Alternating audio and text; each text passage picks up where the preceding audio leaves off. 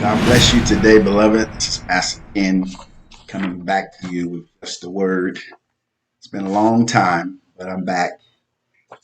There's a very uh, short message that I have here, and I just want to provoke your hearts and minds with this. Do we have a free will as human beings? Do we have a free will as human beings?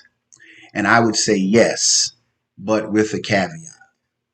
Because when God created us in the beginning, He also gave us a responsibility. When God created the first man, Adam, God told him to subdue the earth, rule over it, and subdue it. Adam was tasked with naming the animals, he was tasked with getting everything in order. The way God would like to have seen it to be in order. So Adam had a responsibility, but he also had a free will. And we know that Adam did exercise his free will, Adam and Eve, because God warned them, pre warned them, not to take part of the forbidden fruit in the garden. And so he exercised, and Eve exercised their free will, and they disobeyed God. So, and of course, because of their disobedience, they suffered the consequences. And so God creates us with free will. But understand this, free will comes with responsibility. For to whom much is given, much is required. But I just want to provoke your thought today about free will. Free will basically means that God gives humans the opportunity to make choices that genuinely affect their destiny, and the direction that their life is going in. So free will is it's a very serious thing. But the beauty of free will is that God never forces us to do anything. God creates us in his image and in his likeness, and then it's up to us to choose. When he brought Israel out of Egypt, 400 years of bondage, one of the first commands they were given was to choose whom ye will serve, Israel.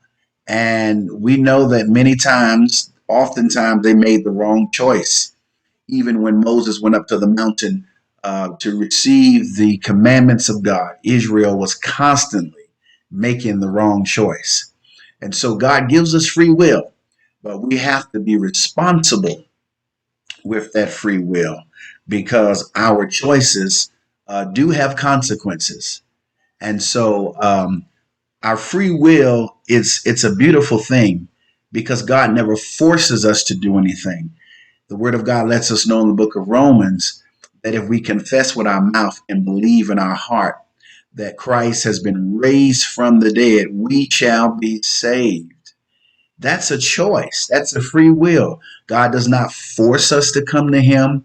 He does not force us to obey his word, his commandments. There are many commandments in the word of God, but it's left up to us. And I really like it that way. I would rather it be that way than for us to just walk around like robots and being forced to do things with no choice, no freedom of choice. And so God in his infinite wisdom, when he created mankind and created the world, he placed everything in order and he gave us free will. But again, it comes with a great responsibility. Now, I will say this: God never forces us to do anything.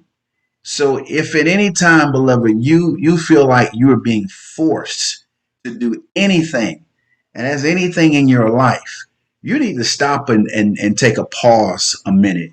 If someone is trying to force you to do something, always get a check in your spirit and stop a minute and think about that.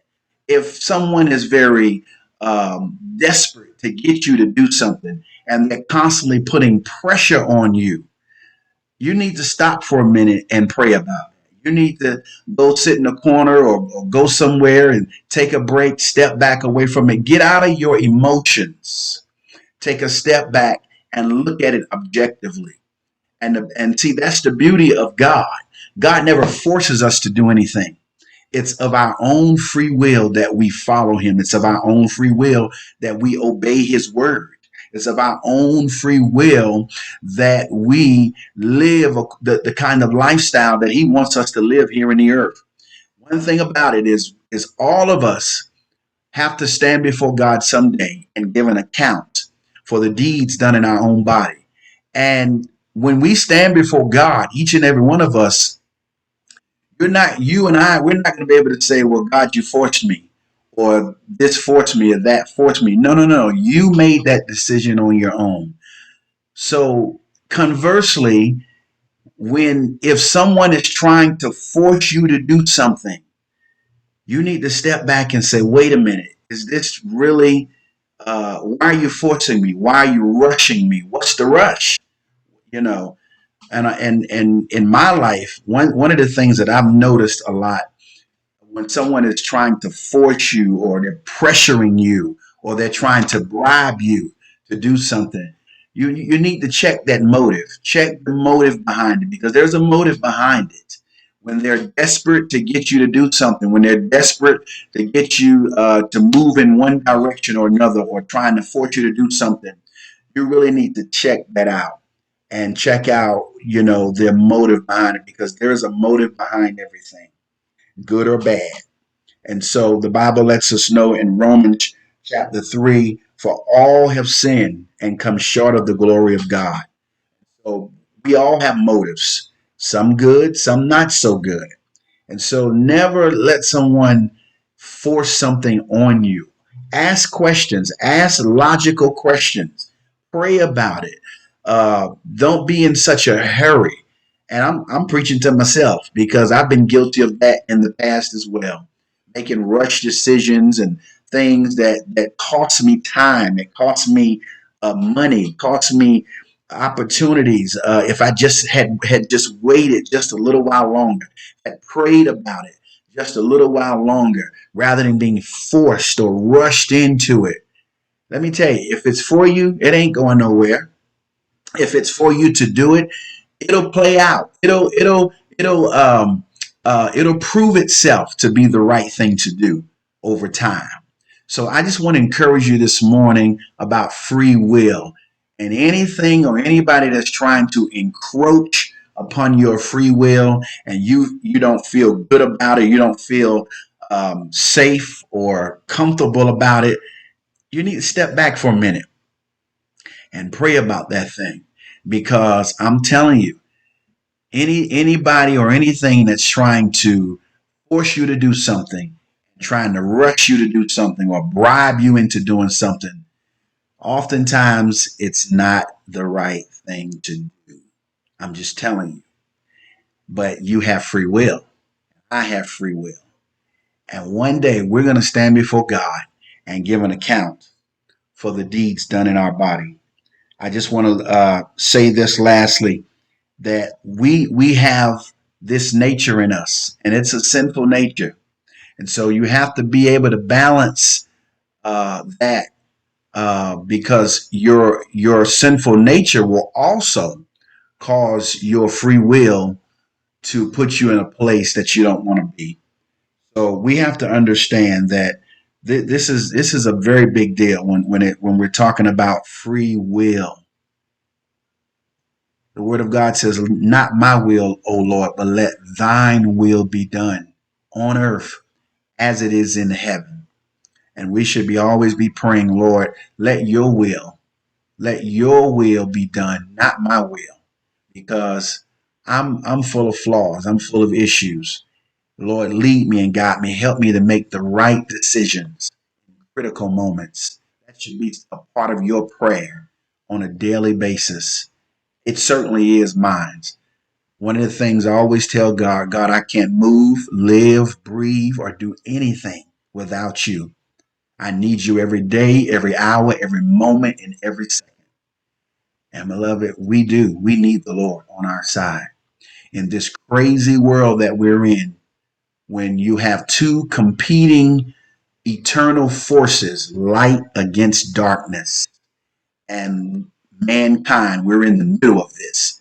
You have to constantly make decisions.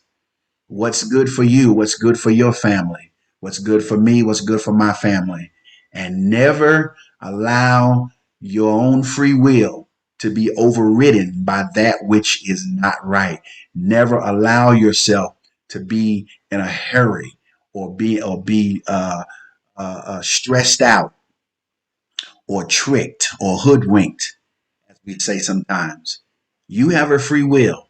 But the beauty of it is that when we surrender our will to the Father, He helps us make decisions that allows us to come out on top every time. That's the beauty of that.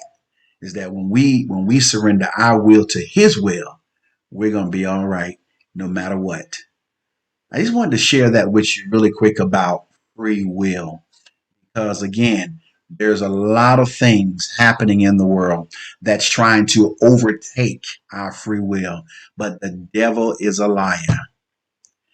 God is for us, and He's always more than the whole wide world against us. We're going to be just fine. God's got us through it to this point. He's going to take us all the way to the end. Trust God no matter what, and trust His will. God bless you.